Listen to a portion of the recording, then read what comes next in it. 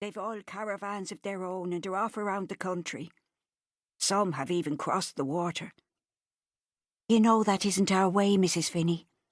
Aye, we have our differences. Put the loaf on the shelf next to the tea chest, my wee one, but wrap it first. Use one of those cloths from the pile in the corner. The aroma of fresh-baked bread, as Bridie wrapped it in the crisp white muslin, mingled with the smells of the small wood-burning stove, the canvas of the arched roof and the sheepskin rugs. This, and the clinking of the jars containing jams and preserves as she slid them along the shelf to make room, settled a feeling of homeliness in her and calmed her tangled nerves. The brass key of the small wooden tea chest, a legacy from the days when it had lived in a much grander place, swayed back and forth, as if to remind her that it had once locked out anyone not allowed to touch its contents. Now it no longer housed expensive real tea, but a blend of herbs and nettles.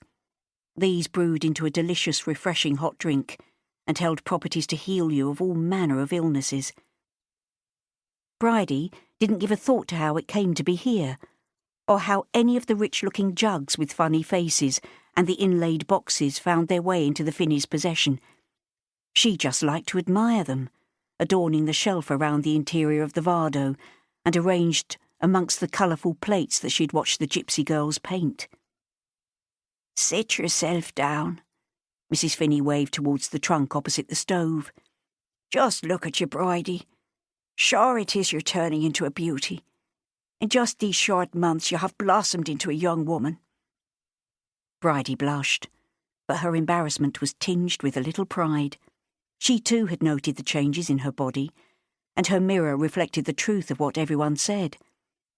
"Now don't you know that it is you that features your mammy, Bridie?"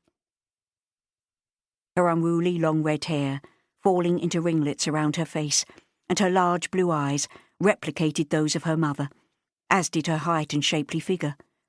Already she had breasts bigger than all the girls of her age from the nearby town, and most of the older ones too, as it happened. Not that she found this something she admired or wanted, for weren't they the cause of her attracting stares from the lads and looks of envy from the girls? These she coped with, but the way older men leered at her repulsed and disgusted her. Sometimes, when going into the town, she would resort to tying a band from one of her frocks around herself to flatten her chest, and pinning her shawl in such a way as to cover herself. As if reading her thoughts, Mrs. Finney said, "'Tis, Bridie, as you'll be for having problems with the menfolk.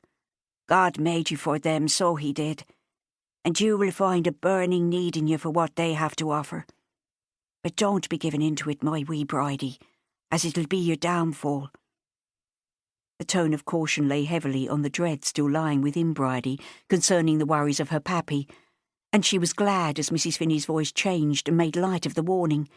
"So mind you take care, but don't be for hiding behind your cape. 'Tis their sin, not yours, if they have bad thoughts at the sight of you. Hold yourself proud and give off an air of you can look but don't be touching. That should sort them out." Her cackle of laughter held a naughty insinuation as she said, "That is, unless it's your choosing to have them touch." She laughed louder at this, and the sound filled the space in the Vardo.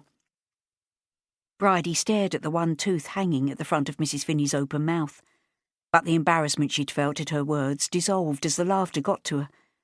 And though she hadn't been for understanding what Mrs. Finney had said, her easy sense of fun had Bridie giggling until the tears rolled down her face. But then Mrs. Finney sobered Bridie and nudged the trepidation inside her as she changed the subject. "It's good, so it is to have the crack. Now, will you be around when the stars are up, as we planned on having a sing-song round the campfire? That is, if Seamus gets home from the dealings your pappy sent him on." "Do you know what it is Pappy asked Seamus to do, Mrs. Finney?" "No, he didn't tell me, as is the way of it with the menfolk." "Why, what has caused the powerful look of concern you have on your face?" "I hear things, Mrs. Finney. Pappy has visitors, and they hold their meetings in our parlour. He doesn't know it, but sometimes when they rant and rave, their voices come through the wall to my bedroom." "And what kind of things are you hearing?" "I know Pappy is a member of the Fenians, and